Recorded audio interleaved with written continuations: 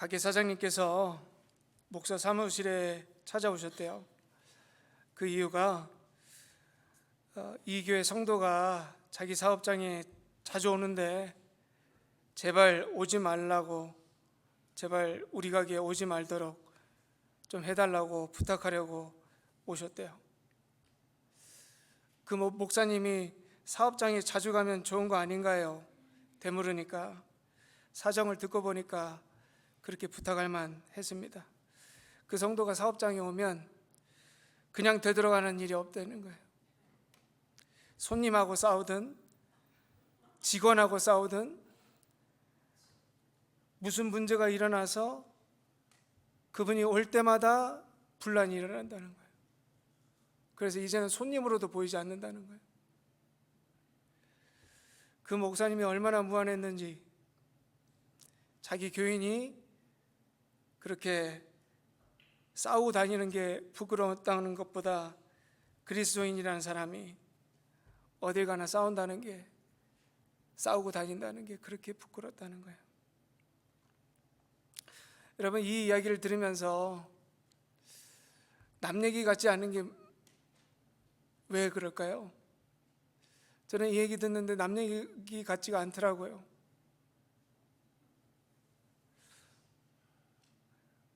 왜 이렇게 우리는 싸울까? 어디 가나 싸울까? 우리 삶에 보면은 다 깨져 있는 관계들이 많죠. 어떤 분들은 저기서 살다가 깨지면 도망쳐서 이쪽으로 왔다가, 또 이쪽에 살다가 또 깨지면 또 도망가고, 도망자의 삶을 그렇게 사시더라고요. 다 깨져서. 뭐 이유들은 많죠. 나랑 맞는 사람이 없으니까. 그렇죠? 나는 잘 사는데 내 주변에 사람들이 다 깨져 있네. 주변에 다 깨진 사람들밖에 없으니까 어떻게 있겠어요? 그런데 사실 분명한 이유는 다른 사람에게 있는 게 아닌 것 같아요. 누구에게 있죠? 나에게. 잘 아시네요. 우리가 사실 다른 사람이 깨진 게 아니라 우리가 깨졌어요. 그러니까 우리가 깨진 존재예요. 그냥 우리가 깨져서 어딜 가나 다 깨지는 거예요. 우리가 겉으로 보면 멀쩡하지만 우리 속에는 다 깨어짐에 한 조각씩 다 짊어지고 살지 않습니까? 하나님 말씀은 우리의 깨어짐이 어디에서부터 시작됐을까 찝어줄까요? 바로 아담의 죄에서부터 깨어졌다고 얘기합니다. 하나님과 깨진 거예요. 에덴 동산에서 쫓겨난 이후에 우리의 인류의 역사는 다 깨지는 역사였어요. 형제가 깨졌고요. 일단 민족이 깨졌어요. 이웃들과 깨졌어요. 다 깨지는. 우리 인간의 역사를 한번 보세요. 한 번도 전쟁이 없었던 날이 있었는가? 지금도 우리가 전쟁하는 시대에 살고 있잖아요. 그 전쟁하는 그 민족이 본래는 한민족이었대요. 지금도 서로를 그렇게 죽이기 위해서 싸워가고 있는 모습. 여러분, 그래서 우리가 아무 생각하지 않고 살잖아요. 그냥 살고 싶은 대로 살면 어떻게 될까요? 다 깨져요. 그냥 내가 하고 싶은 대로, 내가 말하고 싶은 대로, 내가 원하는 대로 살면 다 깨지는 거예요. 저는 이런 것을 우리가 깨달으면서 행복이라는 것에 대해서 다시 한번 생각해야 한다고 생각을 해요. 여러분, 우리는 행복을 뭐라고 생각하죠? 내가 하고 싶은 대로 하는 게 행복이라고 생각하잖아요. 그런데 우리가 깨졌다는 것을 알게 됐을 때 내가 하고 싶은 대로 살고 내가 원하는 대로 사는 게 얼마나 위험한지, 얼마나 불행한 길인지를 깨달을 수 있습니다.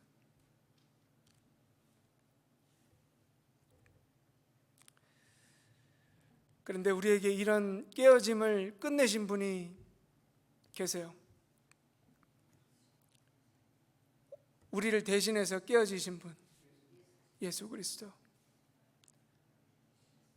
우리가 예수 그리스도를 통해서 이제 그 깨어짐에서 벗어나서 하나님과 다시 한번 화목하게 되는 은혜를 누리게 되었다. 여러분, 제가 오늘 핵심 내용을 먼저 말씀드리는 거예요. 이게 핵심 내용입니다.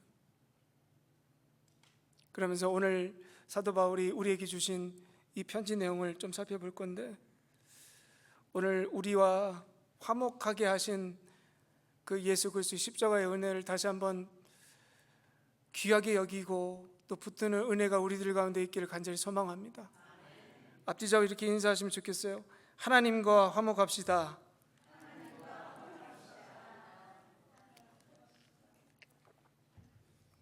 네, 오늘 본문은 바울이 화목하라 하는 내용이에요. 한번 넘겨주시면 이 화목이라는 단어, 사도 바울이 이 화목이라는 단어를 헬라어로 카탈라게라는 단어를 썼습니다. 영어로는 reconciliation 이렇게 표현을 하는데요. 이 카탈라게의 의미가 뭐냐면 불편했던 관계가 대가를 치름으로 예전에 좋았던 관계로 회복되는 것을 의미합니다. 자, 여러분, 화목에 있어서 뭐가 필요하다고요? 대가가 필요하다. 즉 화목하게 하는 건, 화목하는 건 공짜가 없다는 거예요. 대가를 치러야 된다는 거예요. 그러니까 이 대가를 누구인지, 대가가 무엇인지 분명히 이제 아시겠죠? 예수님의 십자가입니다. 자, 이런 의미로 오늘 말씀의 맥락을 보면, 오늘 본문이 사도 바울이 고린도 교회에 쓰는 편지잖아요. 그런데 화목을 이야기해요. 화목하라, 화목하라. 왜 화목하라고 이야기할까요? 교회가 깨져서? 물론 교회가 화목이 필요하니까. 근데 사도 바울과 지금 고린도 교회가 깨져 있잖아요. 사도 바울은 지금 누구와 화목하고 싶은 거예요? 고린도 교회와 고린도 교회 성도들과 화목하고 싶은 마음으로 오늘 편지 쓰는 거예요. 잘 아시는 것처럼 고린도 전서를 통해서 이미 사도 바울의 마음은 알았어요. 모든 게 다 오해였고 사도 바울의 마음이 이거였다. 자, 그런데 중요한 건 오해가 풀렸다고 해서 화목하게 된 건 아니잖아요. 여러분, 오해가 풀리면 끝난 겁니까? 화해해야지. 이제 화목하는 관계로 나아가기 위해서 사도 바울이 오늘의 편지를 써가고 있는 겁니다. 그런데 사실 여러분, 잘잘못을 따지면 사도 바울이 잘못했습니까? 이 관계가 깨진 게 사도 바울이 잘못했습니까? 고린도 교인들, 아니 고린도 교회 안에 있는 거짓 선생들이 잘못했습니까? 서로 잘못했어요? 아니에요. 잘못한 거를 보면 고린도 교인들이 오해했고요, 그리고 고린도 교회 안에 있는 거짓 선생들이 오해시킨 거잖아요. 잘못한 거는 비율로 따지자면 고린도 교회와 거기 있는 거짓 선생들의 잘못이 큽니다. 그런데 화해의 제스처는 누가 먼저 하는 거예요? 사도 바울이 먼저 하는 거예요. 여러분, 여기서 복음을 볼 수 있어야 돼요. 이게 복음이에요. 잘못은 누가 했어요? 잘못은 우리가 했는데 화목하게 하시고 구원하신 건 누구세요? 하나님이세요. 하나님이 다 하셨어요. 이게 복음이에요. 그러니까 우리가 구원받은 것에는 우리의 의의가 들어갈 수가 없어요. 왜? 우리는 잘못밖에 안 했거든. 근데 그 은혜를 알고 구원의 능력을 아는 사도 바울이 누구의 힘을 입어서, 구원의 힘을 입어서, 십자가의 힘을 입어서 화목을 먼저 고린도 교회에 청하는 거예요. 우리 화목하자. 여러분, 이게 사랑이 아니면 뭐겠어요? 그런데 문제는 이렇게 사도 바울이 화목하고 싶어하는 제스처를 보내고 편지를 써도 그 안에, 고린도 교회 안에 누가 있었다? 사도 바울과 고린도 교회가 화목하게 되는 것을 싫어하는 존재가 있었다는 거예요. 그게 누굽니까? 거짓 교사들. 여러분, 이건 누구의 역사입니까? 사단의 역사죠. 자, 그래서 11절 내용 보시면은 사도 바울이 이렇게 쭉 써내려갑니다. 우리가 하나님 앞에 알려졌으니 또 너희 양심에도 알려지기를 바라노라. 아멘. 이 뭐냐면 이제 다시 한번 하나님 앞에서, 내가 하나님 앞에서 부끄러움 없게 내가 너희에게 말한 모든 것이 진실이었다는 것을 다시 한번 강조해요. 그런데 그 안에 사도 바울의 편지를 오해하고 만드는 거짓 선생들이 있다고 했죠. 자, 그러면 거짓 선생들이 사도 바울을 어떻게 모함했는지를 추측할 수 있는 두 구절이 있는데 그게 바로 13절과 16절입니다. 먼저 13절 말씀 보시면, 우리가 만일 미쳤어도 하나님을 위한 것이요 정신이 온전하여도 너희를 위한 것이니, 이렇게 써져 있어요. 자, 거짓 교사들이 사도 바울을 뭐라고 모함했느냐? 사도 바울이 미쳤다. 여러분, 이 구절이 조금 이상했죠. 왜 갑자기 미쳤다고 하나, 자기가. 거짓 교사들이 미쳤다고 하는 거예요, 사도 바울 미쳤다, 진짜. 여러분, 미쳤다고 하는 의미는 뭐예요? 사도 바울은 하나님과 깨진 관계에 있다는 사람이라는 거예요. 사도 바울은 하나님과 온전히 화목되지 않고 깨져 있는 사람이야. 그 증거를 뭐로 들었냐면 사도 바울이 당하는 고난이었어요. 저 봐라, 하나님 믿고 하나님 섬기고 하나님의 부르심을 받은 사도로서 복음을 전하고 있는데 그가 당하는 어려움들을 봐라. 죽을 고비를 몇 번을 넘겼냐?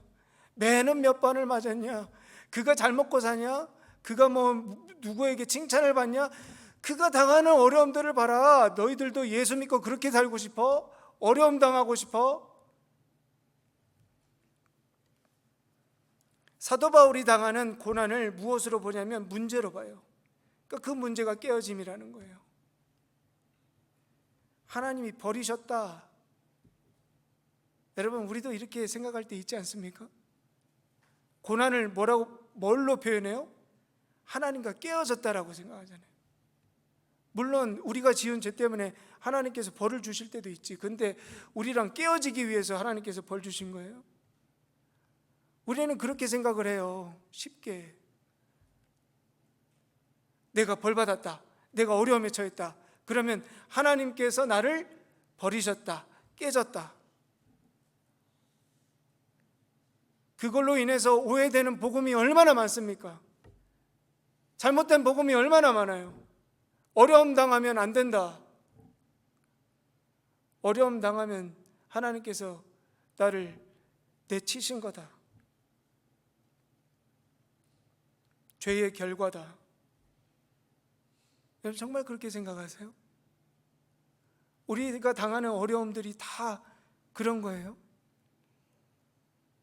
어려움 당하면은 예수 믿는 게 부끄러우세요? 그렇지 않잖아요. 사도 바울은 오히려 그가 당하는 고난을 자랑했어요. 왜? 그 고난을 통해서 하나님께서 자신을 세워가신다는 것을 믿었으니까. 우리의 믿음의 방향이 많이 틀려져 있다는 걸 발견하는데, 여러분, 고난은 예수 잘 믿는 사람들에게 오는 당연한 순례 과정입니다. 내가 예수를 믿는데도 어려움이 없다, 여러분, 좋아하실 게 아니라 심각하게 점검하셔야 돼요. 내가 진짜 예수 잘 믿고 있나? 아니면 내가 예수 믿는다고 하지만 어려움이 있을 때 교묘하게 머리 써가면서 싹싹 피해가면서 좋은 건 믿고 어려운 건 취하지 않는 어떤 그런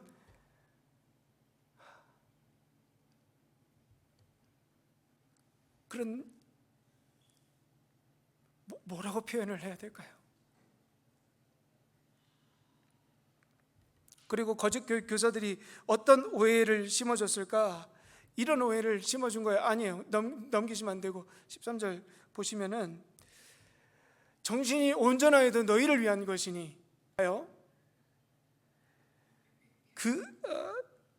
결국 바울이 다 저렇게 어렵다 뭐 이렇게 하는 게 뭐냐, 결국 자기를 위한 거다라고 얘기를 하는 거예요. 너희들을 위해서 그렇게 사는 게 아니라 결국 자기를 위해서 사는 거다. 겉으로는 힘들다 하지만 뭐 받을 거 못 받았겠냐, 다 자기 받고 먹고 받을 거 다 받으면서 자기 영광 위해서 사는 거 아니겠느냐, 그런 오해. 여러분, 이 얘기를 사도 바울이 들었을 때 어땠을까요? 기분이. 저는 헛웃음 치지 않았을까? 진짜 헛웃음 나왔을 것 같아. 야, 진짜 어떻게 나를 그렇게 얘기할 수 있냐. 그래서 그에 대한 응답이 14절과 15절이에요. 한 사람이 모든 사람을 대신하여 죽었은즉 즉 모든 사람이 죽은 것이라. 그가 모든 사람을 대신하여 죽으심은 살아있는 자들로 하여금 다시는 그들 자신을 위하여 살지 않고 오직 그들을 대신하여 죽었다가 다시 살아나신 이를 위하여 살게 하려 함이라. 아멘. 즉 나는 너희들과 깨졌다고 한 번도 생각한 적 없고, 너희들이 내가 나를 위해서 산다라고 오해하는데 나는 절대로 나를 위해서 산 적이 없다는 거예요. 나는 오직 누구를 위해서 살았다? 나를 위해서 십자가에 달려서 돌아가신 그분을 위해서, 나를 위해서 다시 살아나신 그분을 위해서 내가 살았다. 그 결론은 뭐예요? 나는 하나님과 깨지지 않았다. 나는 하나님과 오히려 더 굳게 붙어 있다. 이 고난 가운데서도 나는 소망을 품고 있다. 너희들을 위해서 기도하지 나 잘 되기 위해서 기도한 적 한 번도 없다는 거예요. 여기서 발견하는 우리가 사도 바울의 정말 화목하고 싶은 목적과 이유를 발견하게 되는데, 여러분 무엇을 위해서 이렇게 화목을 하려고 하는 걸까요? 오직 복음 때문이에요.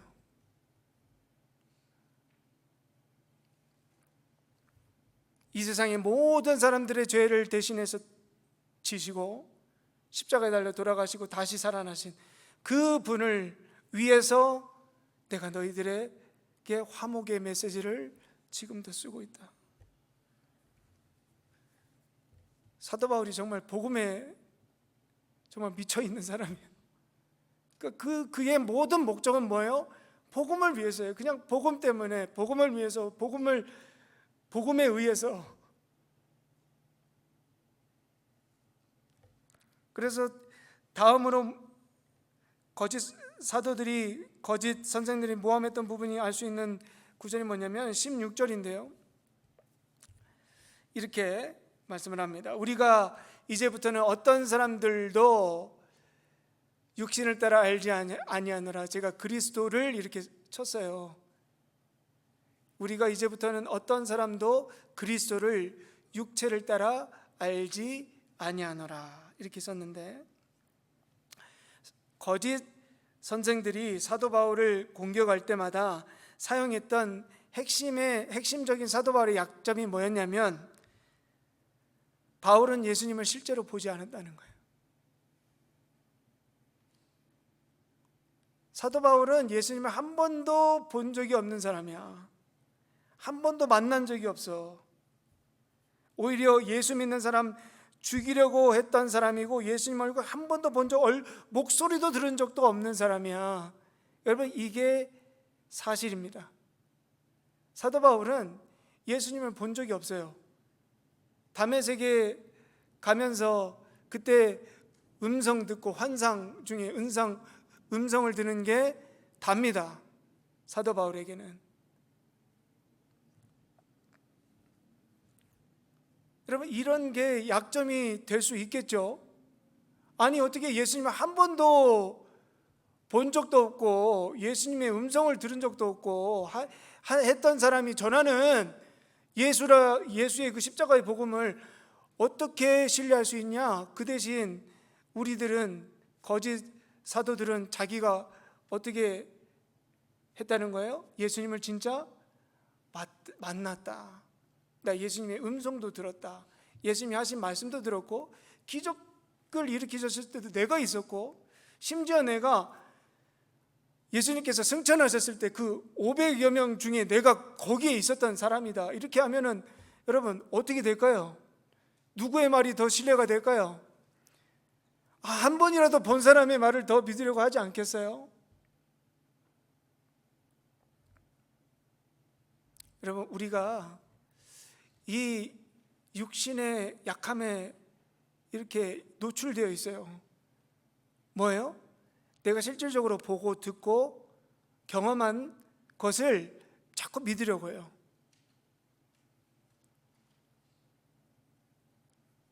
그리고 그것을 더 신뢰해요. 내 경험을. 왜? 그래야 내가 신뢰할 수 있겠다, 믿을 수 있겠다. 그런데 여러분, 우리가 예수 못 만나서 예수님을 진짜 봐서 예수를 믿은 사람들인가요? 여러분, 우리 중에 예수님 보고 믿은 사람 한 명도 없어요. 그럼 우리에게는 이 본 사람이 전하는 복음이 더 맞다는 게 맞나요?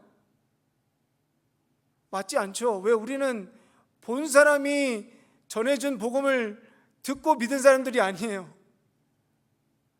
우리는 보지 않고 믿는 사람들이 전한 복음을 믿은 사람들이에요. 우리가 그 증거예요. 보고 믿는 게 아니라는 거예요. 사도 바울이 지금 말하는 것도 그거예요. 우리는 더 이상 육신을 따라 그리스도를 아는 사람들이 아니라는 거예요.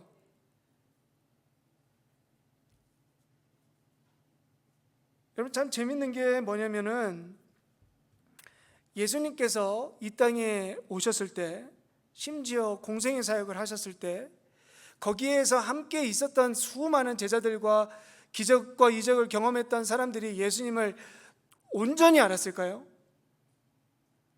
오히려 예수님을 보는데도 온전히 몰랐어요. 심지어 예수님이 부활하신 후에도 도마라는 제자는 어떻게 했습니까? 내가 예수님 살아난 거 보고 만질 때까지 나 믿지 않겠다, 그렇게 했어요. 근데 예수님께서 나타나셔서 다 보여주시면서, 야, 네가 날 보고 이제 믿느냐? 보고 믿으려고 해? 아니야, 보지 않고 믿는 사람이 더 복돼. 여러분, 예수님께서 보지 않고 믿는 것가 더 복되다고 하는 것은 내가 몰라도 그냥 믿는 거야, 무모한 믿음을 칭찬하신 말씀이 아니에요. 무모하게 믿으라는 게 아니에요. 예수님께서 네가 나를 온전히 알 수 있고 온전히 믿을 수 있게끔 누구를 보내주겠다고 하셨어요. 그분이 누구예요?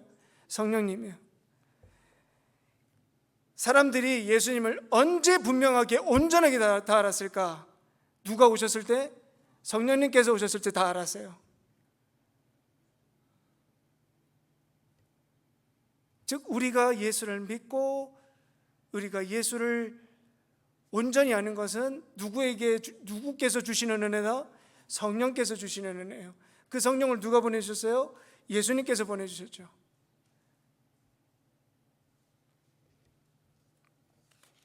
(16절) 말씀이 그 말씀이에요. B 한 번 더 넘겨주십시오. 비록 우리가 그리스도를 육신을 따라 알았으나 이제부터는 그같이 알지 아니하노라. 우리는 이제 그렇게 알지 않는다. 보고 들어서 믿는 사람들이 아니라 성령으로 믿음을 선물로 받고 믿는 사람들이다. 나도 그렇게 믿었고 너희도 그렇게 믿었다.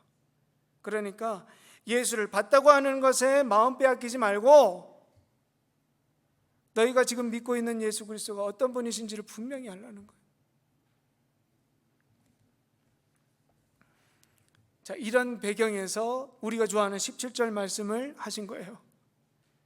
17절 말씀이 어떻게 나오신지 이제 이 배경을 아셔야 돼요. 그래서 17절 말씀이 나온 거예요. 그런즉, 한번 같이 읽겠습니다. 그런즉 누구든지 그리스도 안에 있으면 새로운 피조물이라. 이전 것은 지나갔으니 보라 새 것이 되었도다. 아멘. 이 말씀 좋아하시죠? 우리가 그리스도 안에서 새로운 피조물이 되었다. 새롭게 알았다는 거예요. 새롭게 예수님을 알게 되었다. 그러니까 육신으로 아는 예수님이 아니라 성령으로 아는 예수님을 아는 그 존재가 새롭다는 거예요. 그러니까 우리가 그리스도 안에서 새롭게 되었으니 이제는 예전에 우리가 육신으로 만들어냈던 수많은 오해들은 이제 내려놓고 그리스도 안에서 하나 되고 화목하자는 거예요.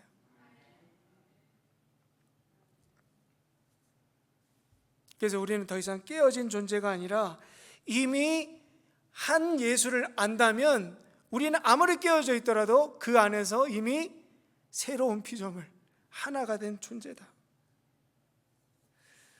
우리가 중요하게 알아야 될 게 그리스도 안에서예요. 그리스도 안에서. 그리스도 안에서. 왜 그리스도 안에서 중요하냐? 바로 18절 말씀, 19절 말씀 이어서 한번 보겠습니다. 그가 그리스도로 말미암아 우리를 자기와 화목하게 하시고 또 우리에게 화목하게 하는 직분을 주셨으니, 이어서 19절, 곧 하나님께서 그리스도 안에 계시사 세상을 자기와 화목하게 하시며 그들의 죄를 그들에게 돌리지 아니하시고 화목하게 하는 말씀을 우리에게 부탁하셨느니라. 아멘. 우리가 그리스도 안에서 새로운 존재가 됐죠. 그러면 19절 보시니까 하나님께서도 어디 안에 계세요? 그리스도 안에 계세요. 그러니까 우리가 하나님과 우리가 만날 수 있는 교차, 그 공간이 누구 안에서요? 그리스도 안에서. 그래서 하나님 앞에 나아가는 길이 왜 예수님인지가 중요한 거예요. 왜? 십자가에 달려 돌아가심으로 그가 화목제물이 되심으로 우리를 하나님과 만나게 하신 거예요. 예수님 전까지는 우리가 하나님과 떨어져 있었어요. 만날 수가 없었어요. 왜? 우리의 죄 때문에. 하나님이 만나고 싶으셔도 갈 수가 없었어요. 침묵하셨단 말이에요. 근데 예수님이 오셔서 그리스도 안에서 하나님도 오시고 우리도 들어가요. 그러니까 그 안에서 하나님과 만나게 되니까 그 만남 자체가 화목이 되는 거예요.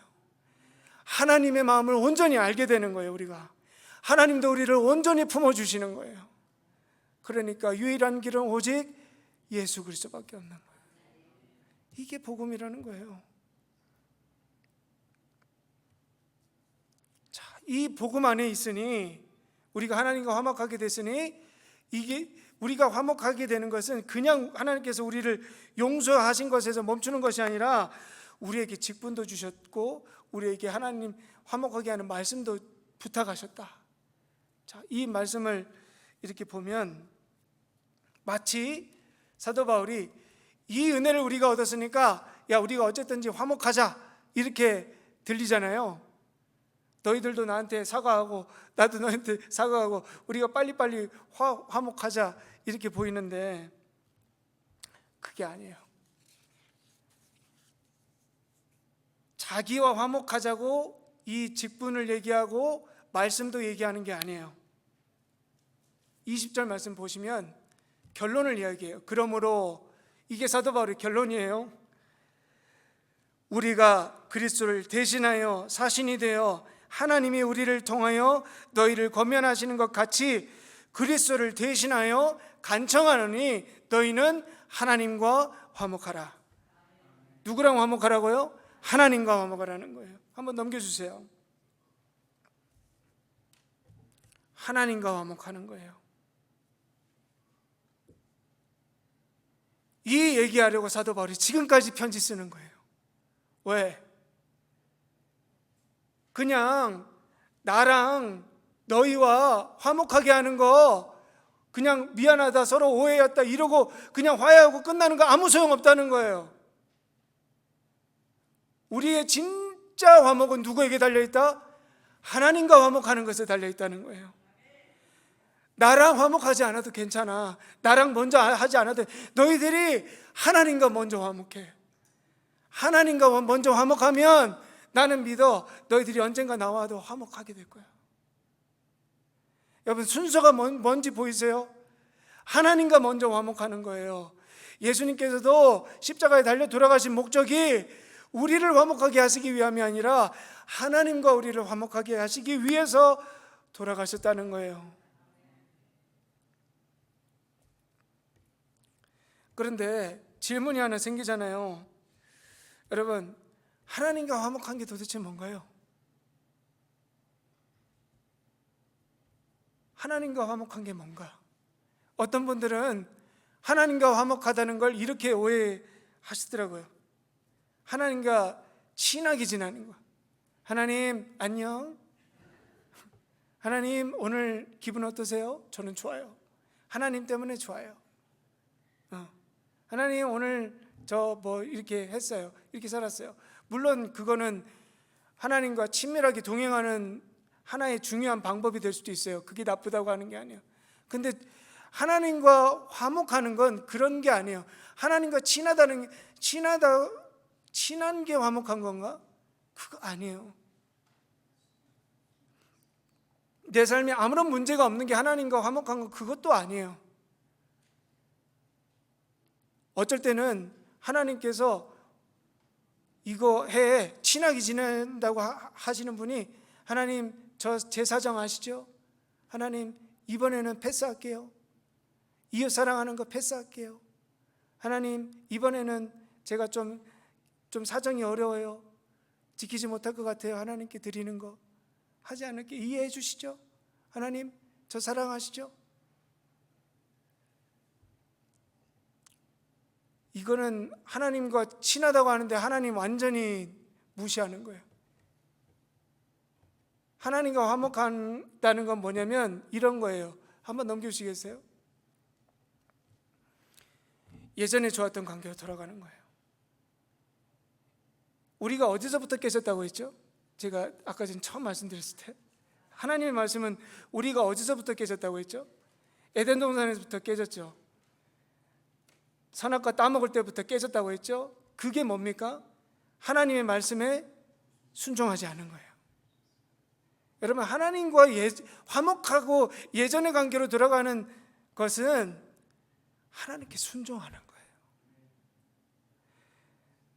내 사정 하나님께서 이해하실 거라고 핑계대는 관계가 아니라, 그것도 자신 있게 하나님께 그냥 요구하는 관계가 아니라 하나님의 말씀이면 어떻게 한다? 무조건 순종한다. 예수님께서 십자가를 통해서 그 순종이 뭔지를 보여주셨잖아요. 어떻게까지 순종하신다? 죽기까지 순종하신다고요. 죽기까지 순종하는 게 하나님과 화목하라는 거라는 거예요. 갑자기 여러분들의 표정이 갑자기 어두워지기 시작하셨어요. 여러분, 쉽다고 얘기하는 거 아니에요. 여러분, 정말 하나님과 화목하고 싶으세요? 정말 하나님과 화목하고 싶으시죠? 그러면 하나님께 순종하시라는 거예요. 여러분 관계 수많은 깨어진 관계들 있죠? 화목하고 싶죠?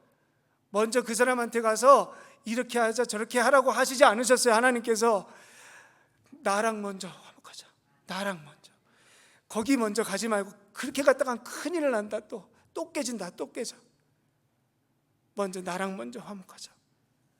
그러면 자연스럽게 화목의 관계가 같아요. 왜? 하나님의 말씀이 우리를 그렇게 인도하시는데 순종하지 않고, 순종하면 그 은혜가 그대로 이루어지는데 어떻게 회복되지 않겠어요? 하나님께 먼저 순종하시라는 거예요. 그게 바로 예수님의 사역이 우리의 삶 가운데 들어오는 거예요. 아마 이런 경험들 다 해보셨을 거예요. 정말 내가 하기 힘든 순종인데 정말 하나님 말씀 믿고 눈 딱 감고 순종했을 때 했던 경험들 다 있으시죠? 어떠셨어요? 죽을 것 같으셨어요? 아니면 순종했을 때 너무 감사하고 기쁘셨어요? 감사하고 기쁘셨죠? 이게 말씀의 능력이구나. 이게 말씀의 은혜구나. 여러분, 그게 뭐냐면 바로 내 안에 깨어진 조각들이 회복되어지는 경험이에요.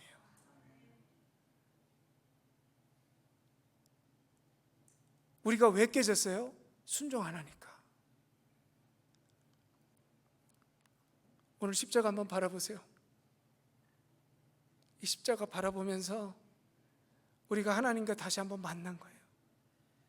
여러분, 순종하십시오. 여러분의 삶의 주인 자리를 하나님께 내어드리세요. 우리 주인 아니에요. 하나님이 우리 삶의 주인이에요. 그게 좋았던 관계예요. 축복합니다. 우리의 모든 우리의 공동체가, 여러분의 가정이, 여러분의 삶이 하나님과 화목되는 예전에 좋았던 관계로 회복되어 주시기를, 그 순례의 길이 주님 만날 때까지 끝까지 이어지시기를 주님의 이름으로 축복합니다.